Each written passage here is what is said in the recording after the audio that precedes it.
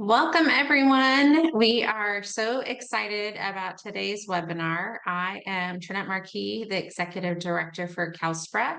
And today we're going to be talking about something that, as Rebecca and I were chatting, she thought, well, what could there be to learn about media releases?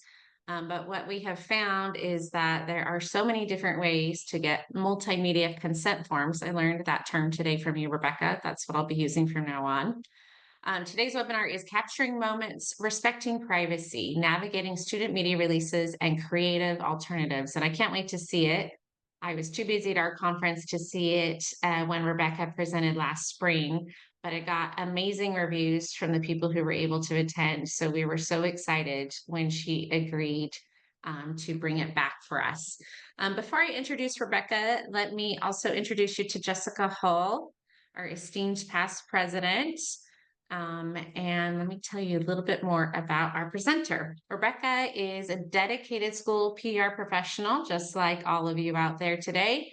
She's got 3 years of LEA communication experience. She's now the multimedia specialist at Redlands Unified School District, but she also previously worked at San Bernardino County Office of Education. That gives her a really good combination of experiences to really be able to answer any questions you have at the district or the county level, because they can be very different. While initially pursuing a teaching credential, Rebecca shifted her focus and is now working towards a bachelor's degree in strategic communications at CSU San Bernardino. Fantastic. That is lucky for CSU San Bernardino to have you there. I would love to have someone like Rebecca in one of my classes. She's best known for her unwavering commitment to diversity, equity, inclusion, and belonging. She spends her free time on adventures with her wife and spoiling her half-ton son, a 21-year-old horse. I hope we get to hear a little bit about the horse today during the webinar, if you can work it in. Absolutely. After the webinar, floor is open. As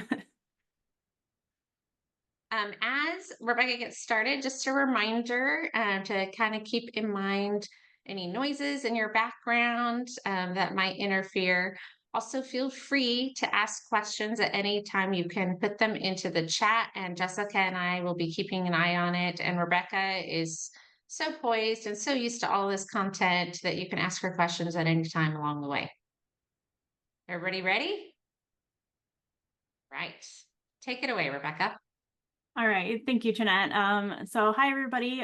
First off, I just want to know if anyone who is sitting in on this webinar has seen this presentation before. Okay, great, because I haven't changed the jokes. So they get a little stale after the 4th or 5th time. So I'm glad they'll be nice and fresh. As Jeanette said, we'll be talking about media releases, or as I like to call them, multimedia consent forms. And we'll talk about that in just a second.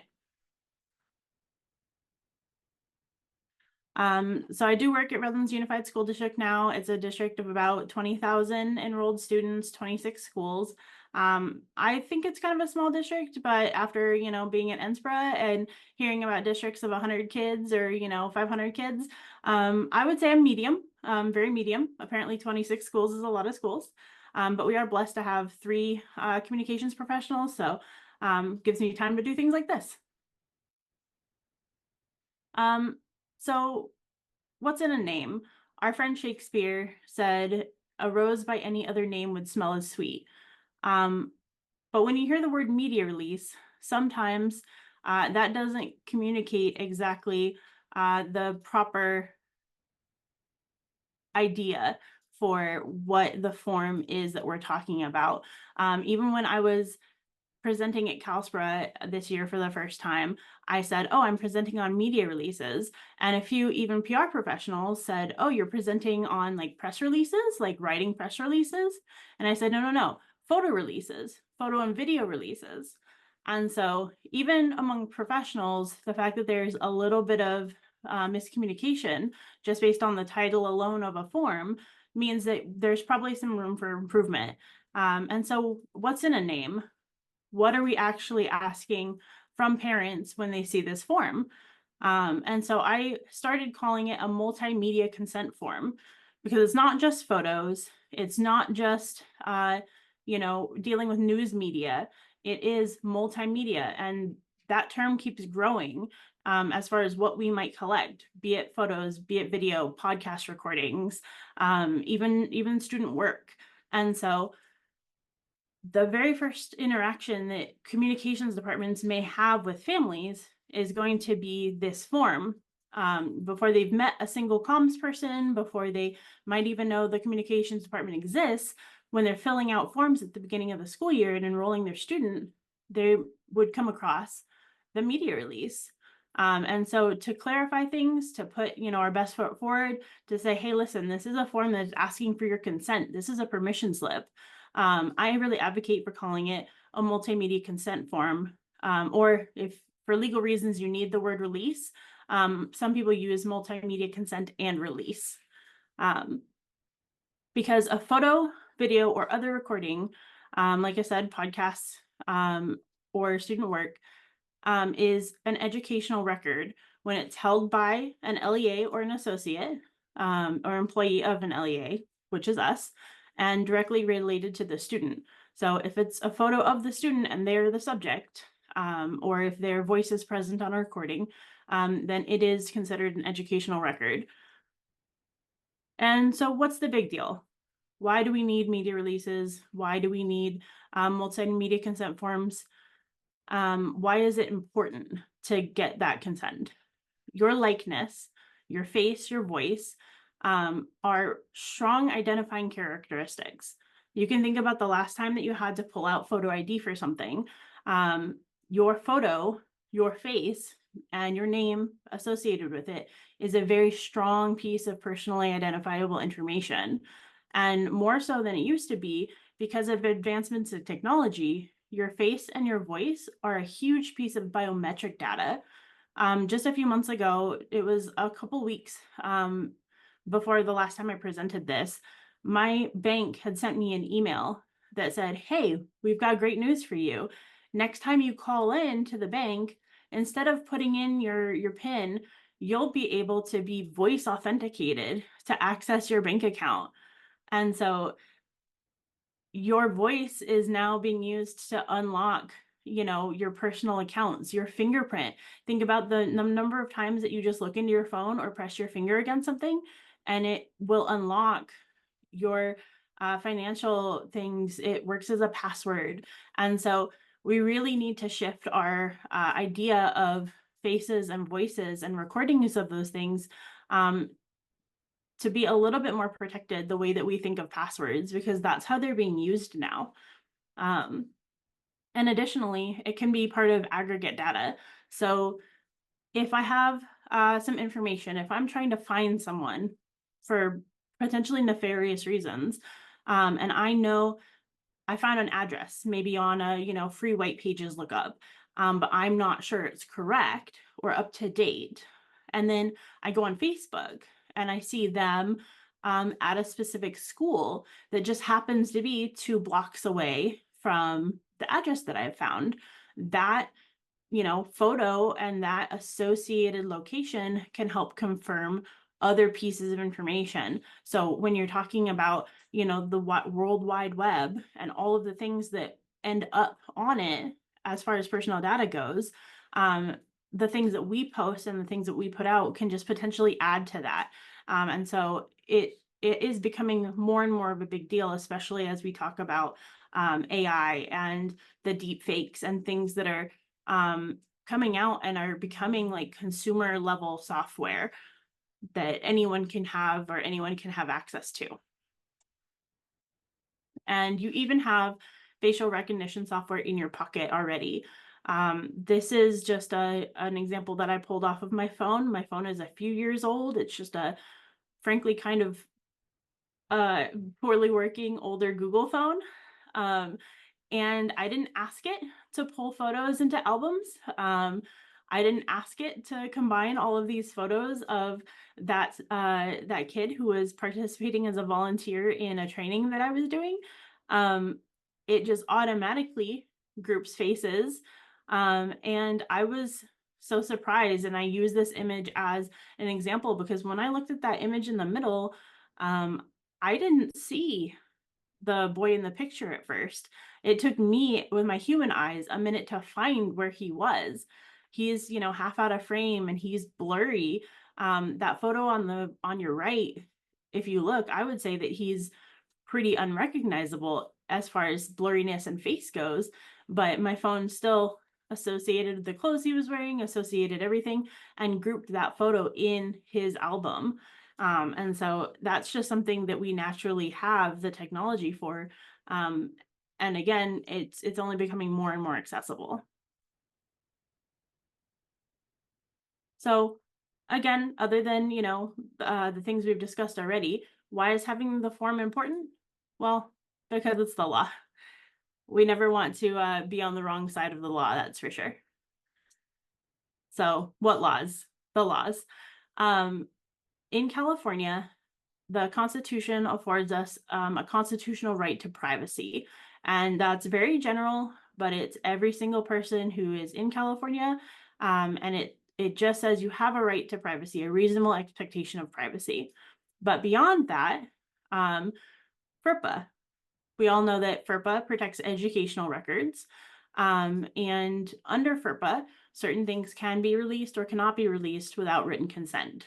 FERPA actually designates students' likeness and photos as part of directory information. And if you don't know, directory information is information that can be released without written consent from the parent or guardian.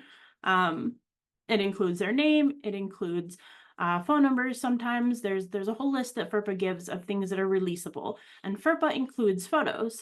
However, we in California's education code, section 49061, is a bit more progressive than FERPA, and it actually restricts further what FERPA allows disclosure. And so under the California education code in our state, we must obtain written consent to release student photos, photos, videos, voice, likeness, etc. That has been taken off of the list of items that can be included in directory information. And then even from there, it says that we need to follow the IDEA Act, which specifically protects individuals with disabilities, and then some foster care regulations. So those are going to be two groups of students who absolutely need distinct permission to be identified, because the IDEA Act says that we cannot disclose their status as a special education student without written consent. And foster regulations have a lot of protections around student photos, student location sharing, their foster status as well. And so those are two classes of students with extra protections on top of theirs. So I would like everyone to participate in this portion and drop in the chat if you can. What are some reasons why parents or guardians might not want their pupil's likeness to be released? So if they're looking at your media release, they may have some different reasons why they might deny it. What are some reasons that we can think of? Yeah, child custody orders. So custody battle. Yep, restraining orders, perfect. So different legal protections, legal reasons.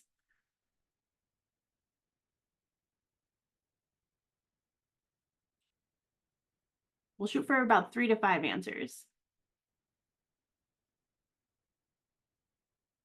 Okay, good. Yeah, bad past experience. So, maybe a photo was posted and there was something negative that came of it. Policeman, yes. Okay, perfect. I'll give you about 30 seconds. Anyone else who has any ideas?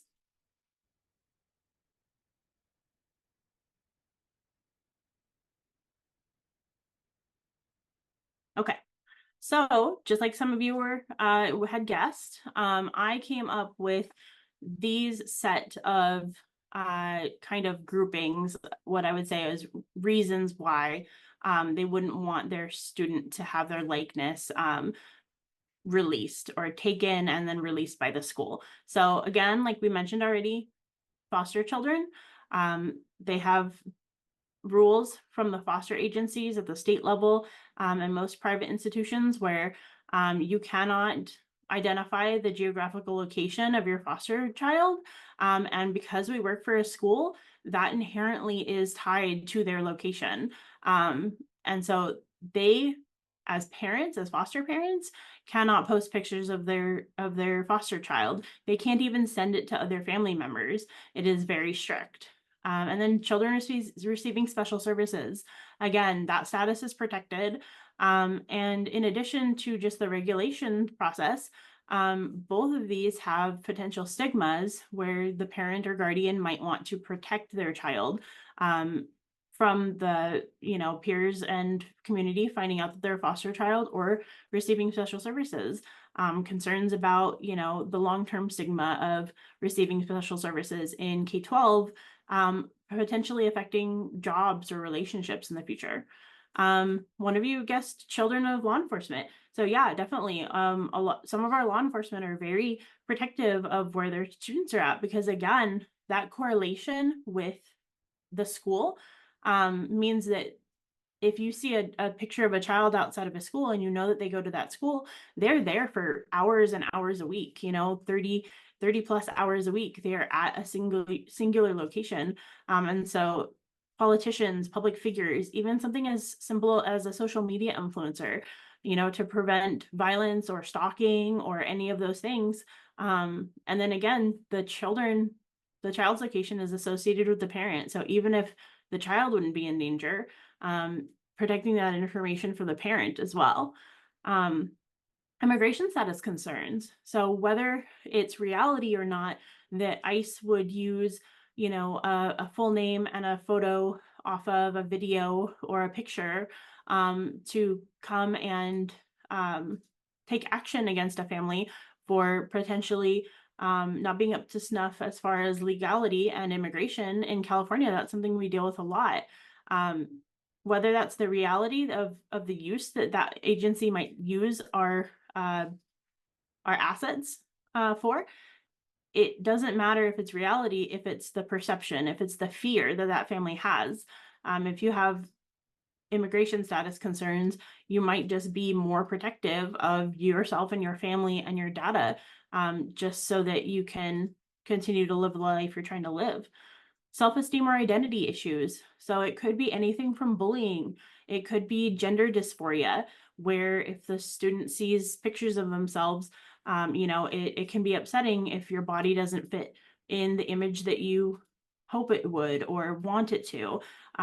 They could be undergoing treatment for an eating disorder, or have issues like that, where it would be detrimental to see photos of themselves if they don't look a certain way, or things like that. And so we don't have access to that information, and so it just might be another reason why a parent would deny consent. Concerns about the future. All the things we just talked about with AI and with technology, those things are only growing. And so parents who are concerned maybe about future tech is another reason why they might restrict, the photo and things used on social media. Cultural and religious beliefs. Some communities, not a lot that we deal with every day in public school, but some communities consider photos of people idolatry. And so there may be some beliefs there why they would choose to restrict that. And then again, domestic violence or safety concern. We talked about in the chat, custody issues, restraining orders, anything like that. Just a bunch of things that we're not necessarily privy to. We might not always know the exact cause or reason, but that are very valid and strong concerns. And some of these, it doesn't matter how strong your multimedia release is. It doesn't matter how strong your, relationship between families and district is. These are going to be things where you might come across where it's a hard no. And then most importantly, because they want to, they don't have to share this information. They don't have to have any particular reason. Your parents' rights is a big hot button issue right now. And, simple no is no. No is a complete answer. And we never want to get into the parents' rights battle over something as simple as media releases. So, speaking of making a great media release that is going to help you get as many approved as possible, again, you may come across issues where it's always going to be a no, but we would love to stack the odds. It makes our job infinitely easier if we get more of that community and district trust and more granted media releases. And so how might we go about doing that? You'll get a copy of this checklist in the folder that you'll get with all the presentation materials.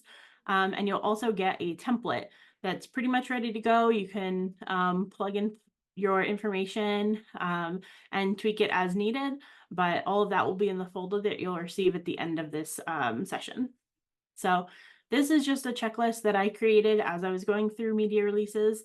I probably read over 100 media releases from across the nation, a lot in the state, and just kind of got a feel for what people are doing, what the upcoming privacy trends look like, what things didn't sit right with me ethically, and I kind of came up with a checklist. So number one, this is going to be something where your district decides and might decide to differ from what my recommendation is. But I do highly recommend doing a media release that is opt-in, meaning you have to mark yes for it to be a yes. A lot of people have opt-out forms still, and we'll go over that a little bit, but it's where if you don't fill out the form, if you don't revoke consent, your consent is implied. And so I think that in general, we should be leaning more towards opt-in as we redo media releases. And that's because we're teaching a lot more students and globally that consent is yes. That nothing besides a clear yes constitutes appropriate informed consent. And because most districts, all districts that have an opt-out release where everyone is opted in automatically, always have to have other forms for those accepted categories. So the exceptions being foster students or students receiving special services.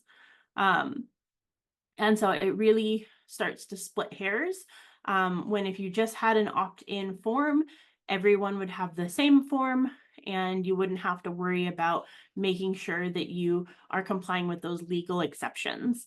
Additionally, global privacy trends. So you've probably seen more frequently recently different privacy pop-ups when you visit web pages, asking about cookies, asking about your data. And that's because recently the US passed a sort of digital privacy protection where, again, you need that yes is yes consent. You have to let them, you have to make your selection as far as what cookies, tracking cookies, ad cookies that you're allowing the website to collect. And that is following in the footsteps of a huge European Union privacy law, GDPR, General Data Protection Regulation, that really is going towards that yes is yes, opt-in consent. And so just for future proofing, I do recommend that all the forms be opt-in and not punitive. So not punitive, when I was reading up on media releases, it wasn't super common, but something I saw a few times was if you don't say yes to everything, it's a no for everything. And so it would say if you don't want your students' photo used on social media, for example, then they also won't be in the student yearbook. And so that sort of thing is, I think, ethically problematic in our position because it kind of forces the hand. Either you're going to allow something that you're not as comfortable with, or your student is going to miss out on what I would consider a timeless, very common high school, student experience. And so putting language in your media release where you can opt out of being on a billboard and being on social media, but those limited distribution or those student run publications being allowed so that they can still experience those things without having to be the face of a district and be in stock photos, right? Because again, we don't want to be exclusionary to students who are experiencing any one number of those categories where they just can't have their media release. They cannot be on social media. They can't, be part of our really cool viral video on TikTok. But we don't want to be punitive to the students who can't do those things. As transparent as possible. I think it does a lot to build trust when you're as transparent as you can be with your anticipated uses. So if you are a district that has a lot of contact with your local broadcast media, putting a sentence or two in there in your form about your anticipated uses. Are you really big on social media? Do you do a lot of viral TikTok videos? Just mentioning where and how you think or project that you're going to use photos in the next year, because some districts don't have social media at all, and so it really is truly just brochures and website. So just let parents know where they might expect to see these things. Translated into primary languages. So again, a big hurdle is going to be if you have a family who is English second language, or who doesn't speak English in the home, and they don't understand your media release. It's usually a document that has a lot of legal jargon and might not be adequately translated just through Google Translate or an automatic translator that you may have associated with your information system. What you deem as your primary language is up to your schools and your districts, but definitely into your primary languages other than English, to make sure that they are informed, and that if they understand it, then they can ask questions about it, and you're more likely to get it granted. And then check by legal. I always say this whenever I give any advice to anyone. I'm not a lawyer. Always run it by your legal team. Make sure that they sign off on what you're doing, especially since this is going to be a legal form. And then the last one is really for an internal check. Are you building a culture of consent? Are you maintaining the media releases and tracking them? Are you promoting them? Are you discussing the forms with admin? And encouraging them to make sure that they're all filled out? Are they built into your RPI? Do you just show up at a class and try and take pictures, or are you pulling the class list beforehand or contacting the teacher to do so?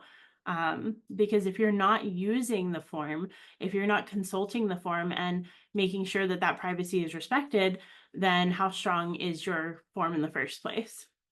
What's the point, basically? And so tracking, if you are using it in your RPI, if you are pulling the form and making sure that you have the proper permissions before you go in, what are you doing to keep track of those? So my district uses Aries, and it is as simple as going under authorizations, and we have a line that is for the multimedia consent, and it's approved, granted, or denied. And making sure that everyone's 100% filled out, you can run a query, and you can see who is approved, who's denied, and go from there.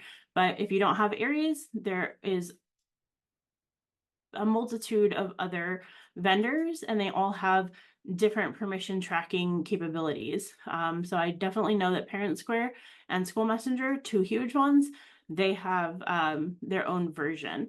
And it's easiest to just make sure that that's one of the forms that gets in front of parents at the beginning of school when they're filling everything else out anyway. And then going back.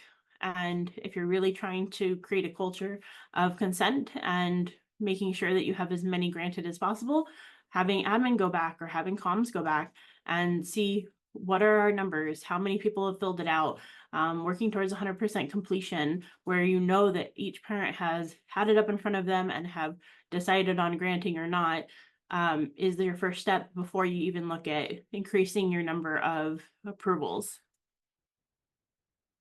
And then when you get on site, it's as easy as using a lanyard if you have a ton of students that are mixed. So sometimes it's super clean. Sometimes it's really easy. You go to a classroom of 30 kids, and 4 of them have denied media releases. Everybody else is okay. And you can pull those 4, to a corner, off to the side. They don't have to be necessarily in your shots, and it can be super clean. But sometimes it's a little more complicated than that. We have a ginormous athletic activity for all of our special education students in the district.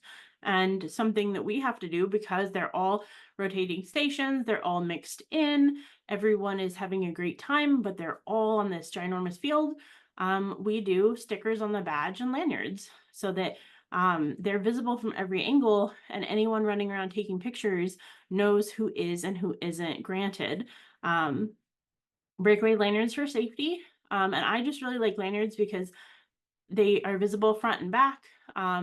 They're sanitizable. You can hook them all together and throw them, through a wash or hand wash. Um, and you can get, cute little VIP ones if you need to, if you want them to be, um, you know, no question about stigma or anything like that. Um, and something else you can do is if I'm dealing with a high school class, they're basically small adults. Like they're minors, but they have fully functioning brains and they can understand if I say, yeah, sorry, you can't be in the picture, your parent didn't sign the permission slip, I'll get in trouble, step out, come over here, do something else. But with the littles, sometimes they don't really understand. You can't really tell them like, no, I can't take your picture. But you don't want to make them feel excluded, and so oftentimes what I'll do is I'll ask for a helper. So the picture on the right, I was actually doing an interview with his mom, and I said, "Hey, would you like to be my helper here?" Um, and so I put him up behind the camera, and it was locked down and everything. But I said, "Can you make sure you can hear her?" And so I, put a sanitizing wipe on the headphones and handed it over, and he just thought it was the best thing ever.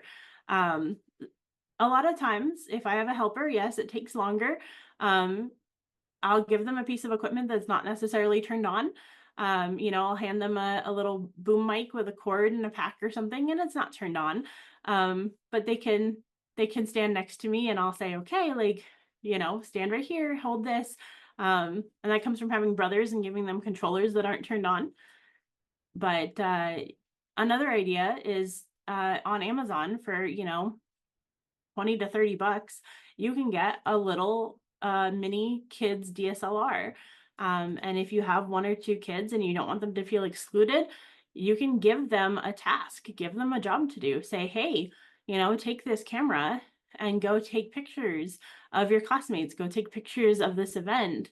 And then not only are they identified and they're out of your shots, but you have incredible social media content where this is shot by, our kindergartners, and they're designed for kids. They're going to be safe. They're not going to be breakable, but they have, memory cards, and you can pop that out and you can run your own social media content campaign with just shot by kid photos. And these are just ideas because, again, you just want to make sure that the student is having a positive experience and you're not interrupting their education in order to get what you need to get done. And then how to photograph people with unknown or known denied multimedia consent or sensitive events. So I consider sensitive events anyone that might have a stigma. So if it's focused on foster students, obviously, like we've gone over 100 times by now, they have a special restriction on the release of their foster status. Housing deficient youth, those are things that have a associated connotation, like food distribution and free resource giveaways like backpacks. Those all imply a socioeconomic level that may have stigma or lead to bullying. And so I consider those sensitive events, and I treat all sensitive events like they are known denied. So it doesn't really matter if they are granted or not. I just treat everybody, even adults who attend, like they are denied. A note on food distribution. If it's included with like a fun activity, if there's giveaways, like prizes or raffle tickets and music and it's a party, that's totally fine. We're really talking about like pantry boxes and produce boxes where you show up, you line up, you get your household staples and you leave, not necessarily like the free in and out. Because let's face it, it doesn't matter what your socioeconomic level is. If it's free pizza or free in and out, you're gonna be there. And again, other health or mental health services, anything that just might not be something that they want publicly announced, basically. And so how do you accomplish this? Instead of just going in and shotgun shooting any content that you can get, either shooting to show or shooting to edit. And we'll talk about each of these and what those look like. But shooting to show is knowing that you're not going to need to do a lot of editing. or any intensive editing to make this a photo that you can post or you can make public right away. And then shooting to edit is your editing capabilities, you know how you're going to edit the photo as you're shooting it, and you know what you can do to make it releasable. So these are some shot to show photos from an event. It was just a college fest, and it was backs of heads for students, focusing on staff, and hands. I really like detail shots of hands because usually they're holding something that is relevant, or maybe they're doing something that's really interesting. Little kid hands, super cute. And it's a very human element where you can still have a lot of impact even without showing faces. And so trying to get artistic or creative with your shots is one way to help you if you have an event that's too big or you don't have media releases for students. This is a mixture. So again, upper left, that's another hands picture. This is, Teddy Bear Day at Highland Grove Grizzlies. Focusing on student perspective. So the bottom left and bottom right pictures, shooting low, especially when you're photographing elementary students. It'll be backs of heads, but what are they looking at? What are they interacting with? What is the feeling? Focusing on staff like in the upper right. And then in the middle, we have a shot to edit. So the boy in the bear costume is actually a foster child. He obviously does not have a granted media release because he cannot have one. When I took that photo, I really liked the bear costume. I really liked everything about that. It was him and his siblings were all in matching bear costumes in various grades. But I knew that he was a denied media release. And so I shot very much from the side, so that I wouldn't get most of his face. And then I actually pulled it into Photoshop and I further blurred and kind of scrunched his face back against his costume. So you really can't identify him at all from his face. And you'll see in the background, I also added an extra blur to the students in the background because I didn't know their media release consent either, because it was just an entire school-wide event every lunch.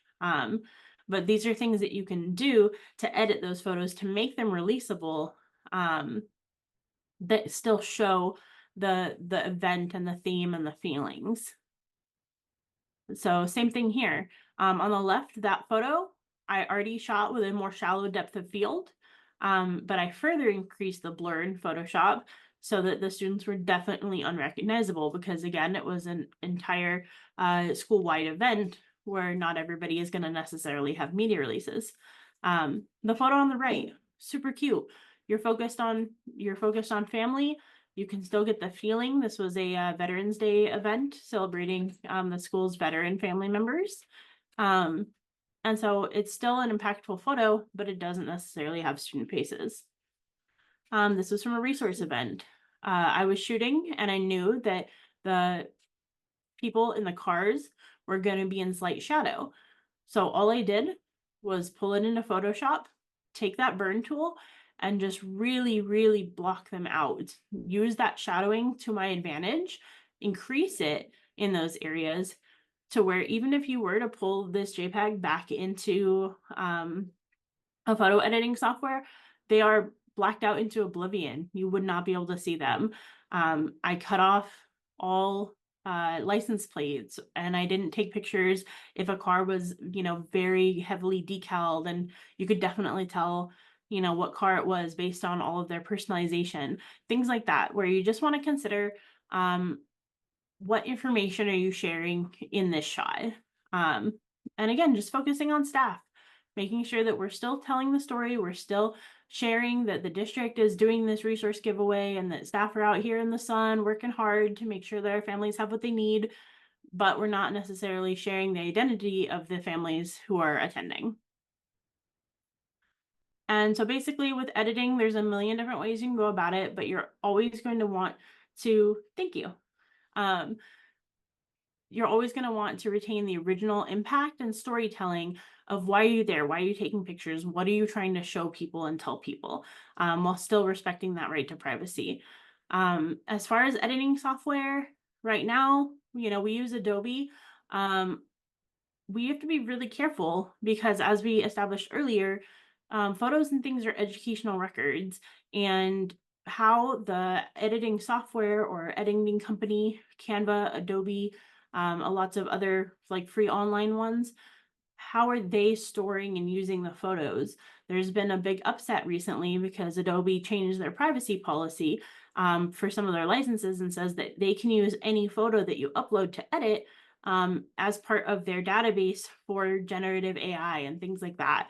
And so there is a gray area there of legality and ethics as far as what are the companies doing that we're uploading these educational records to. Are they compliant? Do they have a different privacy policy for educational licenses versus non? And it's just honestly a developing situation. And you just have to be mindful that these are educational records.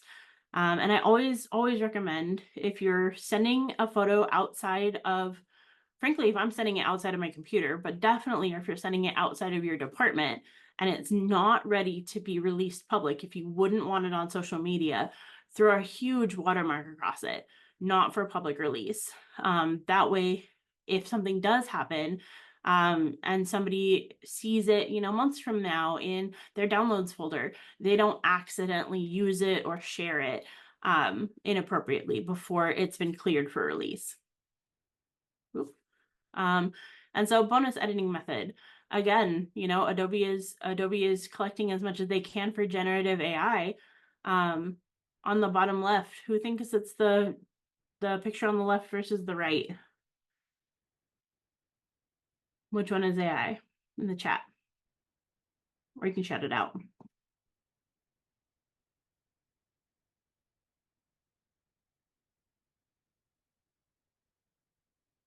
All right, we got left, we got right, left, right. Yeah. Okay. So the student on the right, the picture of the student on the right is AI. The one on the left is her original photo. But we were split in the chat, which means that this is a pretty good tool to alter photos. If you have a student who shouldn't be in it, that's not the same student anymore, and I might play with it a little until it was even more differentiated. And you won't always get great results. Sometimes they look horrifying, but it is one option moving forward as this technology gets better and better, where you can remove students from photos without, if they can't be cropped and things like that. And it's not going to detract from your overall photo. If this girl was in the back of a photo I really wanted to use, it wouldn't draw your eye. The way that our friend, the emoji, does. So give me some nods when you're looking at that picture. Is everyone's eye drawn straight to the emoji of that one kid's face? Yes, absolutely. It is by far the most subtracting thing you can do to a photo because the emoji never blends in. It's always the first thing you see, and you're lucky if it's just one student who has an emoji over their face, right? Sometimes you'll have a group shot and it'll be like 5 different emojis and 5 uncovered faces, and it's a mess. Obviously, we see this more with admins and teachers, but there are a few things that we can do and that we can advise. And, if you're guilty of using an emoji, then maybe we have some tips on the next slide that might help you out a little bit. At the end of the day, the emoji does get the job done. I also have on that same picture the scribbled out face, where you just take the pen tool and you scribble out a student's face.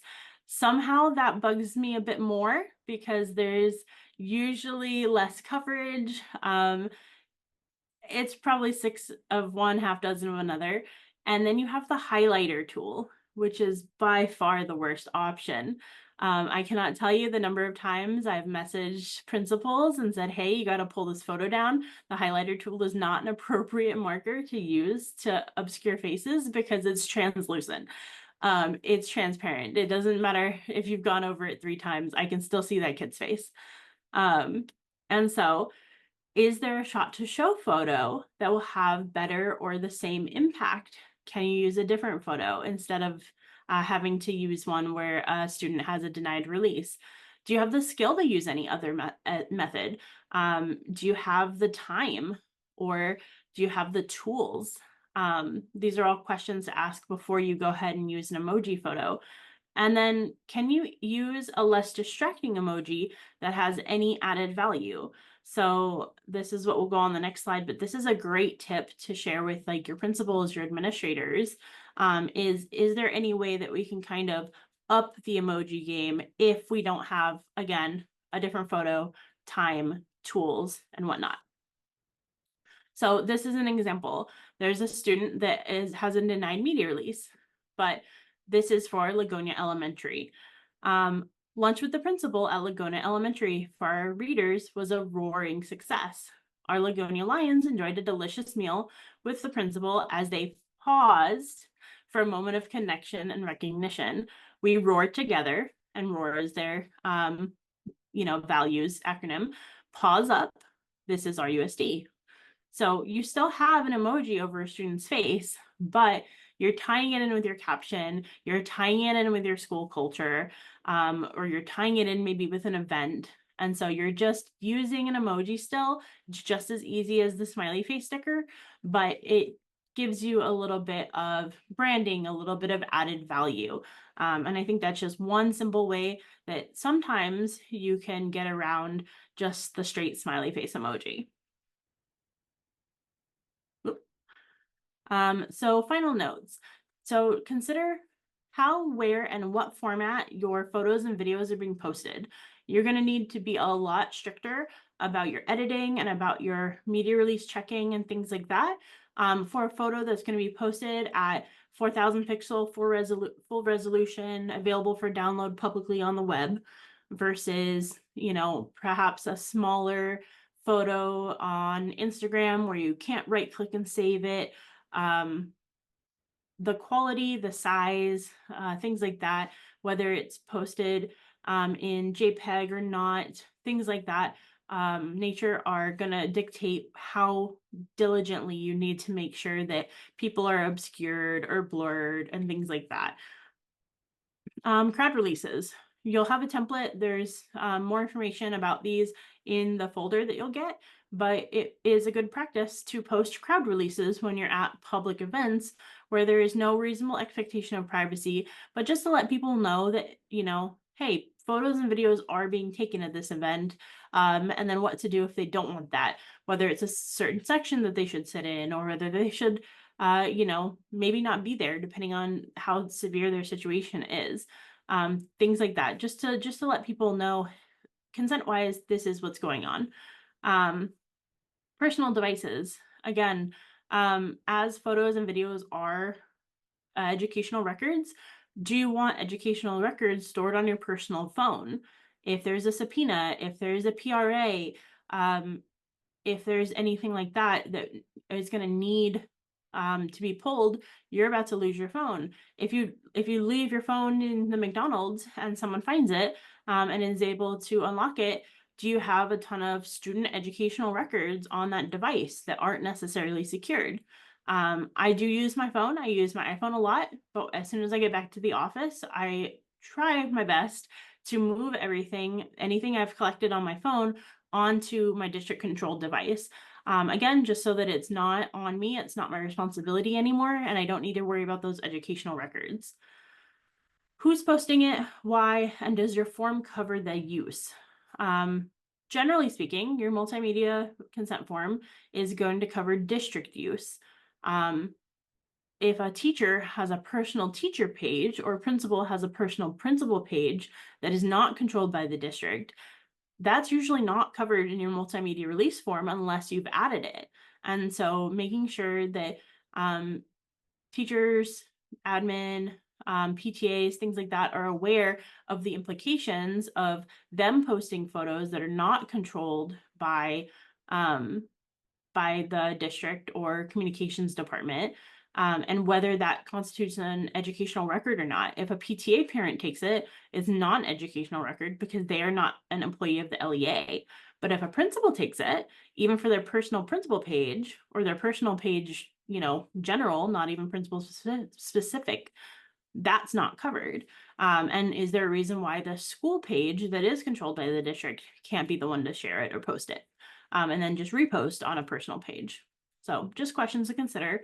And then I have a lion for denied consent because I don't know if anyone has ever seen The Lion King, but it just reminded me of the scene where Mufasa says, "You have deliberately disobeyed me." If a parent says no and denies consent for their student's face or voice or likeness to be released, and then we mess up, we don't use the media release or we don't do our due diligence and it's posted anyway, whether anything negative, significantly negative comes from that or not, we've broken that trust. We've deliberately disobeyed their request.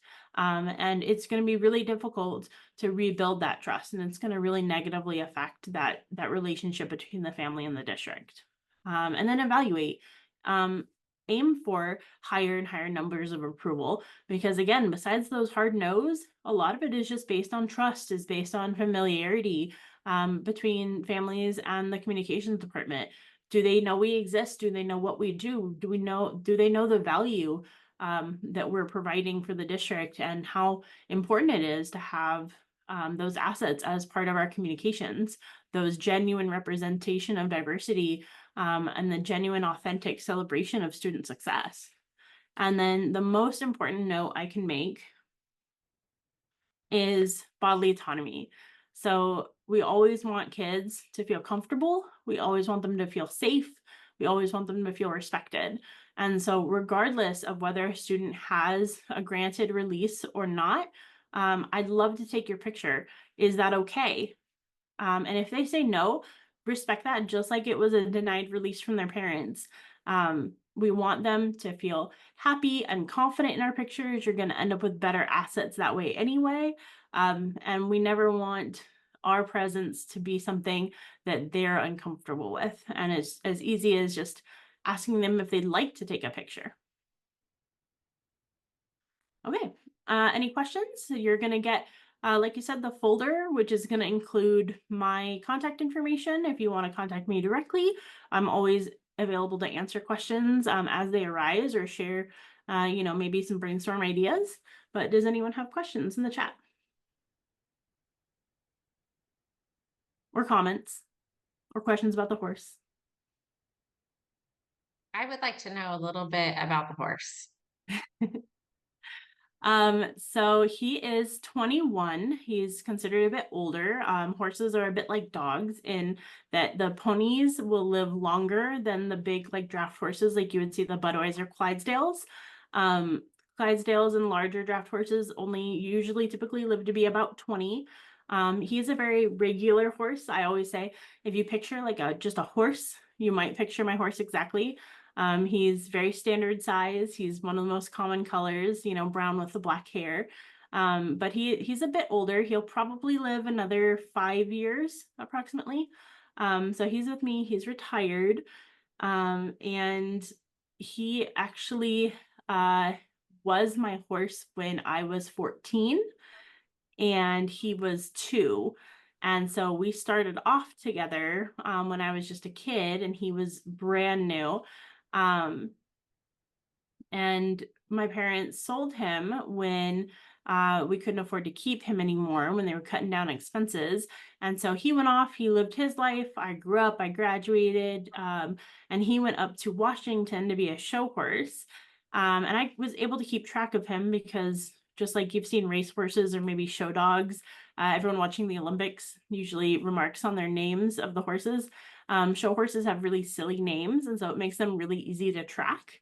And so I knew that he was up in Washington. I was friends with his owner on Facebook, and she contacted me about 2 years ago now, saying that she wanted to kind of offload him. He wasn't really good for much anymore. Hay prices have gone up. She was downsizing her herd, and so she was going to put him up for sale, and she just wanted to let me know. And so I made the decision to buy him back for the second time in my life, so that he would have a good, safe retirement home. Oh, that is a great story. Thank you for sharing that. And thank you for the presentation. I've been in school PR for a very, very long time, and there were things that I really didn't know about.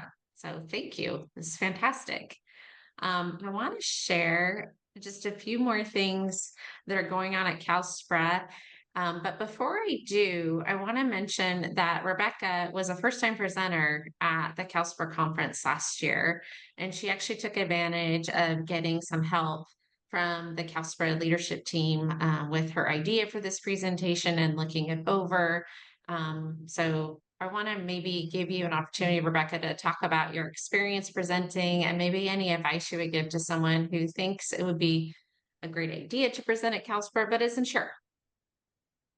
Yeah, thank you. So actually, when I saw the call for presenters, I wasn't really sure. I kind of wanted to present just to get my name out there, to be more involved in CalSPRA. They seemed to ask for presenters several times, and so I was like, okay. And I started considering it. And when I picked my topic, I didn't necessarily aim for what I thought would be the most popular. It was just something that I felt very strongly about. I had ended up doing a lot of research on it, because we needed to redo our media release here in Redlands. And so it was something that I definitely felt like I knew a lot on and was strongly opinioned about. And I think that that's probably a great thing to ask yourself when you're looking at topics, because there's going to be a lot of people who shoot for the low hanging fruit of, this is a really popular new and upcoming topic. And don't get me wrong, it is super important to have sessions on AI and sessions on creating in-house videos and things that are going to be recurring. But really examine, do you have anything that you're passionate about? Not necessarily aiming for what is popular, but what is your passion? What is your expertise? As my friend Lynette White likes to say, what is your genius? What do you particularly excel in? And consider if that could help somebody. I really didn't think that media releases was going to be a popular topic, but people kept asking me for resources. They kept coming to me after my session and saying, Trinette saying, oh, I learned something new. That never would have happened if I didn't pick a topic that I was just happened to be passionate and knowledgeable about. It doesn't matter if you think it's not going to be popular. Let the committee decide whether it's something that they think is going to be popular or not. You worry about something that you want to communicate. And then, yeah, the leadership team was essential. Jessica put out that she was willing to read proposals and give you some feedback before you officially submitted. And that was honestly what sealed the deal for me, was having somebody look it over and having that support from CalSPRA leadership to say, you don't have to cold turkey it. You don't have to, just make something up and submit it. If you have no idea, if you've never submitted a proposal before, it is so helpful to have a second set of eyes who's super professional and has seen 100 of these, look it over and say, here's where you need to tweak it, or I would also add this, or, it looks a little long. Are you sure you could fit it in an hour? Things like that. So definitely relying on that leadership team, and just being brave. The worst thing that can happen is they say, not this year. And that doesn't mean it wasn't a good proposal. It just means that maybe they had a lot on that topic. Maybe they had a lot of really good options. And just putting yourself out there it's a really good experience just to even submit, let alone present. Fantastic. Thank you so much for that. And also, I noticed, thank you for repping CalSPRA while you're out and about with your horse, wearing our 5K shirt from San Diego 2023. That's Yes, it fantastic. is one of my favorite ranch shirts, especially because it gets so hot. Yeah, I bet. It's a good shirt. We'll have that again for San Diego this year. And speaking of, the call for presenters will be opening again later this month. And we have an office hour on August 30th where we will just be hanging out. And if you have an idea, you can come in and say, I want to do this, I want to do that. Do you think this is a better topic? Do you think that is a better topic? How should I organize it? All of those things will be talked about on August 30th, as well as previewing the awards competition and the things that will be the categories that'll be available for that. On August 19th, coming up soon, we also have a crisis communications callback session. That will be, it's called Roping in the Wild West of Your District Crisis Comms. I didn't get to see it at the conference, but it got really high reviews. If So you need I more know that's, horses. yes, we do. We're just going to keep a horse theme all year long. I'm going to talk to all the other presenters and see if they can't work in some kind of horse tie. And then on September 13th, we'll have a conference callback session on when campaigning comes to campus, which is very timely because a lot of times our campus serve as election centers. So that is kind of what's coming up for CalSPRA. We also have registration open very early this year for the conference. So if you haven't yet registered, please do that. And even more importantly, if you have not booked your hotel room, please, please, please get on there and book your hotel room because I am shocked and super excited at how quickly people are booking this event. Like it's going to be amazing. March 5th through 8th in San Diego. Jessica, do you want to add anything else before we say goodbye? Just wonderful presentation, Rebecca. Thank you so much, and for the testimonial on how important it is to maybe step outside of your comfort zone and submit a proposal on something that you're passionate about. I love that theme, so thank you so much. Absolutely. All right. Thanks, everyone. Take care, and we will see you at the next House for event.